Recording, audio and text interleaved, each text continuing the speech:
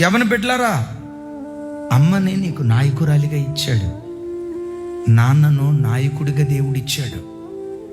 నాన్న నాయకత్వాన్ని, అమ్మ నాయకత్వాన్ని ఎప్పుడు తిరుగుబాటు చేయొద్దు, ఎప్పుడు తిరుగుబాటు చేయొద్దు.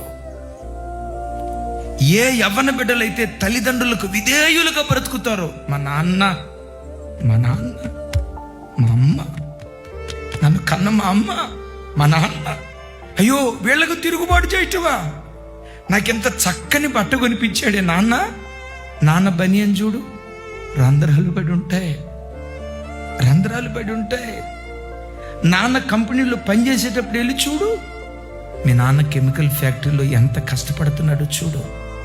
ఆ కెమికల్ గాలి పీల్చుకొని ఊపిరితిత్తులు పాడైపోయినా, నా కూతుర్ని కార్పొరేట్ స్కూల్లో, నా కూతుర్ని కార్పొరేట్ కాలేజీలో, నా కొడుకుని కార్పొరేట్ స్కూల్లో వాడు కారపు మెతుకులు తిని ఒక 100 రూపాయలతో వస్తా ఉంటే ఒక బిర్యానీ కనపడితే తినాలని నాన్నకు అనిపిస్తుంది. బిర్యానీ తిందాం, కానీ ఆ తండ్రి తన కోరిక ఎట్లా చంపుకుంటాడో తెలుసా? ఈ 100 రూపాయలతో నేను బిర్యానీ తింటే నా ఒక్కడి కడిపే కదా నిండేది. ఈ 100 రూపాయలతో ఒక అరకిలో చికెన్ తీసుకొని వెళ్తే నా కొడుకు తింటాడు, నా కూతురు తింటుంది, నా భార్య తింటుంది, నలుగురు తింటాం. తన ఆశ చెప్పుకొని, నేను కన్న తండ్రి నీ కొరకు ఎంత కష్టపడుతున్నాడు, నిన్ను కన్న తల్లి నీ కొరకు ఎంత కష్టపడుతున్నారు. వాళ్ళ కష్టాన్ని ఎప్పుడు మర్చిపోవద్దయ్యా, వాళ్ళ కష్టాన్ని ఎప్పుడు మర్చిపోవద్దు.